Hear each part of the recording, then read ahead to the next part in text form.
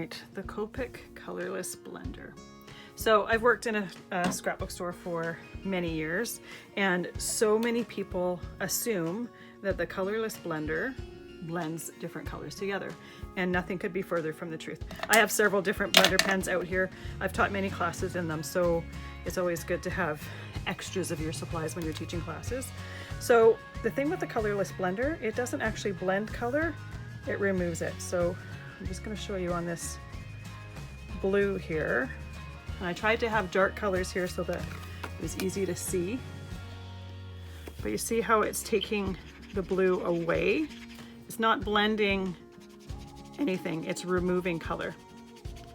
So when we are blending colors, and we'll go a little bit more into blending, we're going to use 2 similar colors or 3 similar colors in order to blend them together. We're not using the colorless blender. And I wanted to cover this before we got into blending because I wanted to dispel this myth before we even got there. So the colorless blender removes color, but we can create some really, really cool effects with it. And I'll show you some of them now. Some of them I'll wait until a different section because it fits into that section a little bit better.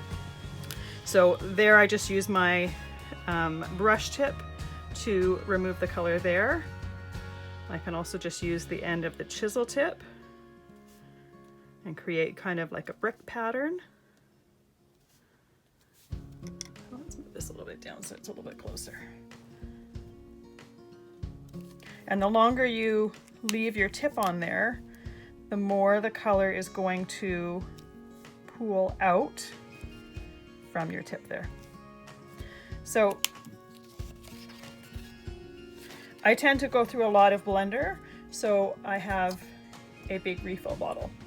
Now it's not easy to refill a marker from this particular tip, so I have just a little pipette that I've gotten from the craft store, and I just scoop some out and I refill my marker with that. Now because we're using it to remove color, you're gonna find that your tips will start to, there's one. So they will start to stain and color, but as long as when you are scribbling it onto some scrap paper, you don't have color coming out with it, your tip is fine, it's just stained. So don't worry about it if your tip gets stained, that's totally fine, it's not ruining your marker at all. And remember, if you do end up ruining a tip, you can replace it. So you're not completely ruining your marker if you happen to use a tip so much that you end up needing to replace it.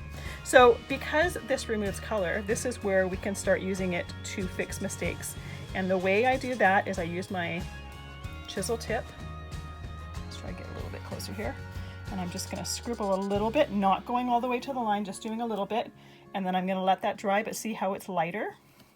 So it's more difficult with darker colors to get it completely gone, but often you can get it faded enough so that you don't necessarily see the mistake as much.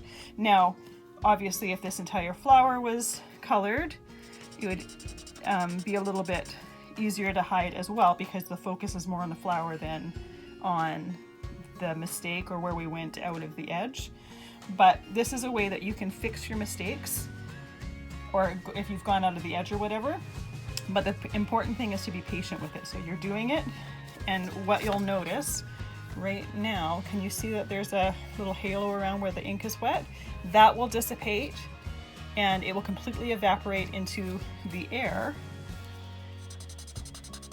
And as it dries, you're just going to keep doing it more and more, and you're basically pushing that ink back into the flower as well as pushing some of it to the back of your cardstock here. But the important thing is to be very patient with it. You're not going to keep going at it, because if you do keep going at it, all you're doing is just adding more ink, and it's just going to spread out some more. So you'll end up getting a little bit of a halo kind of like this within your flower if you're not patient enough.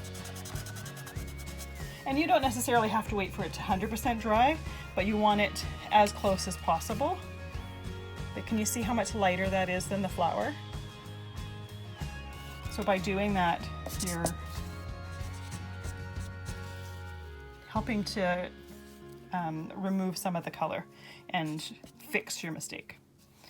But The other thing about this here, I'm going to do it with the brush tip while we're waiting for that one to dry, is if you have, say, a lighter blue color for a sky, this is a great way to get some clouds in there.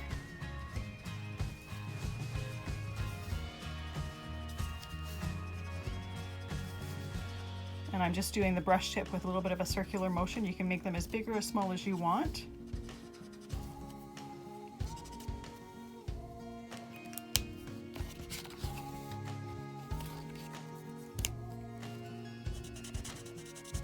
But a nice trick to have in your back pocket if you happen to make a bit of a mistake, or if you want to remove color from some areas.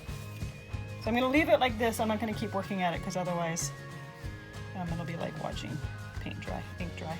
But you can see that that is much lighter than the actual flower. And if this entire thing was full or colored in and it was a whole card front, you would barely see some of that. So that's just something to keep in mind. If you have a colorless blender, it does not blend, it removes color. So just keep that in mind. Next video, we're going to start doing some basic blending techniques. So we'll see you there.